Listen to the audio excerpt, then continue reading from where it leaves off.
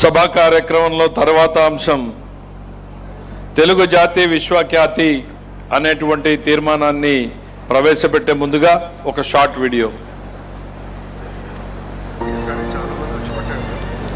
భారత జాతీయోద్యమానికి స్ఫూర్తినిచ్చింది తెలుగు వీరుడు అల్లూరి స్వాతంత్ర పోరాటం. భారత జాతికి ఆత్మ గౌరవ ప్రతీకగా ఒక జెండా రూపొందించి ఇచ్చింది మన తెలుగు వారైన పింగళి వెంకయ్య గారు.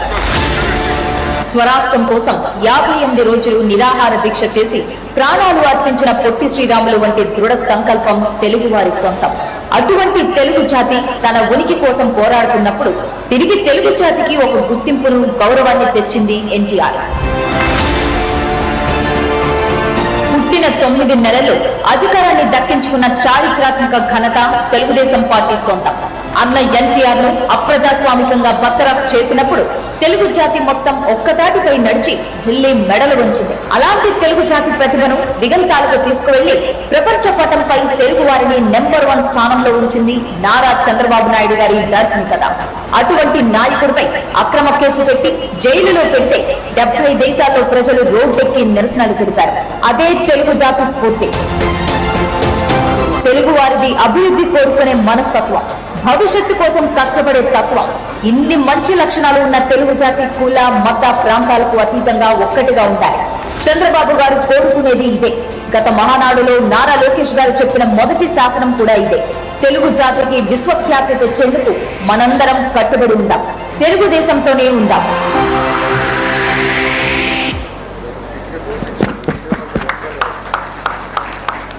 ఆత్మ గౌరవం నినాదంతో తెలుగు జాతిని విశ్వవ్యాపితం చేస్తే ఆత్మవిశ్వాసంతో అవకాశాలని ప్రపంచవ్యాప్తంగా అందిపుచ్చుకునేలా తయారు చేసినటువంటి నాయకత్వం మన పార్టీ సొంతం.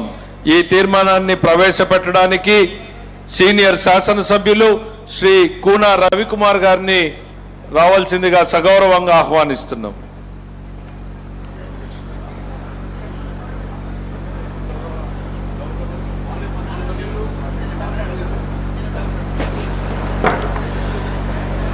వేల ఏళ్ల సాహితీ వైభవం, అఖండ చరిత్ర ఉన్న తెలుగు జాతి, దశాబ్దాల పాటు దేశ రాజకీయాల్లో సముచిత గౌరవం లేక ఢిల్లీ పెద్దల ముందు అవమానాల దుస్థితిని చూసి సహించలేక చలించిన యుగ పురుషుడు శ్రీ నందమూరి తారక రామారావు గారు తెలుగు వారి ఆత్మగౌరవం అనే నినాదంతో 1982 మార్చి 29న మధ్యాహ్నం 2:30 గంటలకు తెలుగుదేశం పార్టీని స్థాపించి ఒక నవ శకానికి నాంది పలికినటువంటి మహానుభావుడు అని చెప్పి ఈ సందర్భంగా తెలియజేస్తా ఉన్నాను.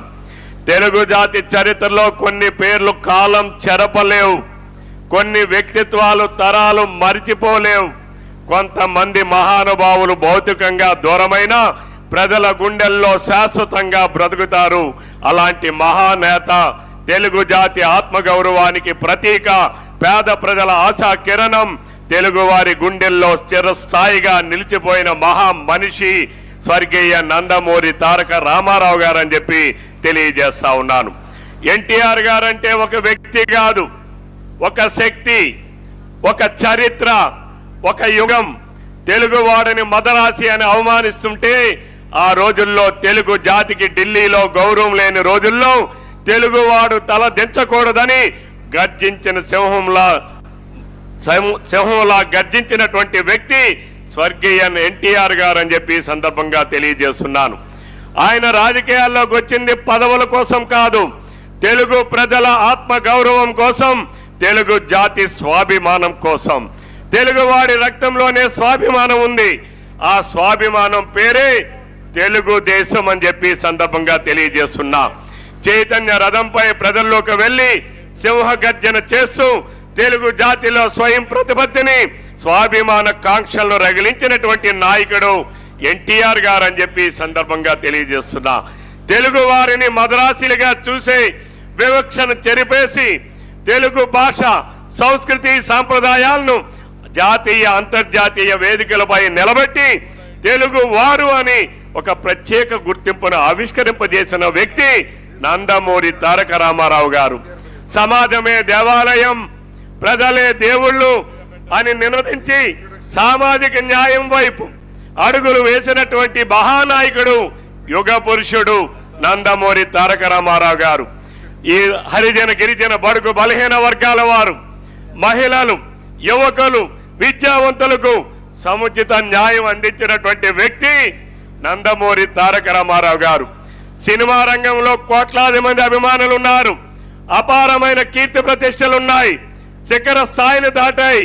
అవన్నీ వదిలి ఈరోజు ఆనాడు ప్రజాసేవ కోసం జీవితాన్ని అంకితం చేసినటువంటి మహానుభావుడు ఎన్టీఆర్ గారు. ఎన్టీఆర్ గారు అంటే కేవలం ఒక రాజకీయ నాయకుడు కాదు, దేశ రాజకీయాలనే ప్రభావితం చేసినటువంటి ఒక మహాశక్తి. ఒక ప్రాంతీయ పార్టీ కూడా ఢిల్లీని కదిలించగలదని నిరూపించినటువంటి ధీరుడు. ఆయన వల్లే తెలుగు జాతి ప్రపంచం ముందు తలెత్తుకుని నిలబడింది. ఈ రోజు మనం గర్వంగా మేము తెలుగు వాళ్ళం అని చెప్పుకుంటున్నామనంటే దానికి మూలం ఎన్టీఆర్ గారి త్యాగం, ఎన్టీఆర్ గారి పోరాటం, ఎన్టీఆర్ గారి ఆత్మ గౌరవ జ్వాల అని చెప్పి తెలియజేస్తా ఉన్నాను. అలానే ఈనాడు చంద్రబాబు గారి తెలుగు కీర్తి ఈరోజు ప్రపంచం నలుమూలలా చాటి చెప్తున్నారంటే దానికి కారణం చంద్రబాబు నాయుడు గారి విజన్ ఫలితం. చంద్రబాబు నాయుడు గారు కేవలం రాజకీయ నాయకుడు కాదు, ఆయన ఒక విజన్, ఆయన ఒక శక్తి, ఆయన ఒక భవిష్యత్తు. ఒకప్పుడు హైదరాబాద్ అంటే పాత బస్తీ మాత్రమే, కానీ ఈరోజు ప్రపంచం మొత్తం సైబరాబాద్ అని మాట్లాడుతుందంటే దానికి కారణం చంద్రబాబు నాయుడు గారి దూరదృష్టి. ఒకప్పుడు తెలుగువాడంటే కేవలం ఒక ప్రాంతానికి, ఒక భాషకి పరిమితమైనటువంటి వారనే భావన ఉండేది.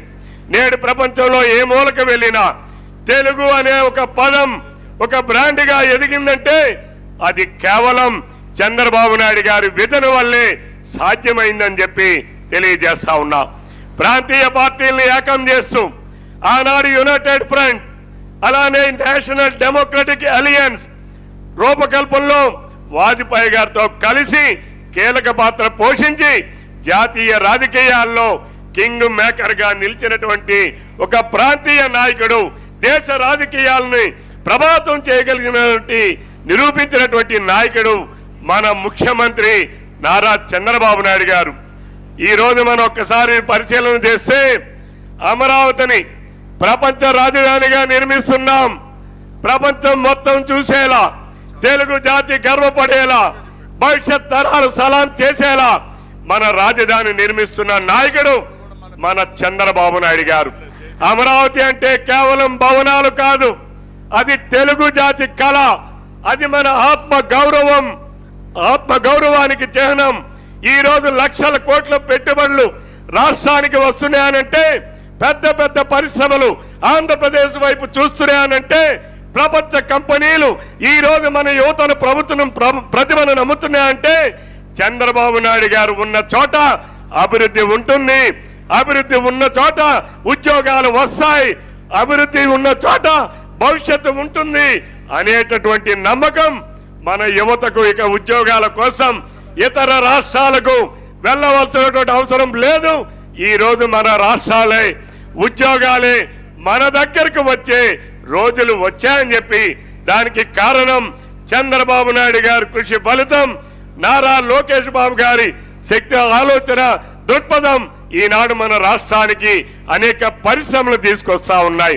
ఈ రోజు క్వాంటమ్ వ్యాలీ, ఐటీ హబ్లు, పారిశ్రామిక కారిడార్లు, అంతర్జాతీయ కంపెనీలు, కొత్త పారిశ్రామికవేత్తలు తీర్చిదిద్దేటటువంటి అవకాశాలు. ఇది కేవలం అభివృద్ధి కాదు, ఇది మన యువతకు భవిష్యత్తుగా వేస్తున్నటువంటి చంద్రబాబు నాయుడు గారు కల్పిస్తున్నటువంటి బంగారు బాట అని చెప్పి ఈ సందర్భంగా తెలియజేస్తా ఉన్నాను. గతంలో తెలుగు యువత ఉన్నత చదువుల కోసం మద్రాసు పోయాం, బెంగళూరు పోయాం, ఎన్నో ఇబ్బందులు ఎదుర్కొనే వాళ్ళం. కానీ చంద్రబాబు నాయుడు గారి నాయకత్వంలో మన ఆంధ్రప్రదేశ్ రాష్ట్రాన్ని ఒక ఎడ్యుకేషన్ హబ్గా తయారు చేసి ప్రతి జిల్లాకు మెడికల్ కాలేజ్ ఉండాలని, ప్రతి రెవెన్యూ డివిజన్కి ఒక ఇంజనీరింగ్ కాలేజ్ ఉండాలని ఆనాడు తీర్చిదిద్దినటువంటి వ్యక్తి చంద్రబాబు నాయుడు గారు. ఈనాడు మనం ఒక ఐఎస్బిఐ, జిల్లాకు మెడికల్ కాలేజ్, రెవెన్యూ డివిజన్కి ఒక engineering college, SRM, VIT, XLRI, Amrit, BITS Pilani, AIIMS తీసుకురావడం ద్వారా తెలుగు విద్యార్థులు తన సొంత గడ్డపైనే అంతర్జాతీయ నైపుణ్యాలను సాధించే అవకాశాలను కల్పించినటువంటి వ్యక్తి మన చంద్రబాబు నాయుడు గారు. దక్షిణాసియాలోనే మొదటి క్వాంటమ్ రిఫరెన్స్ ఫెసిలిటీని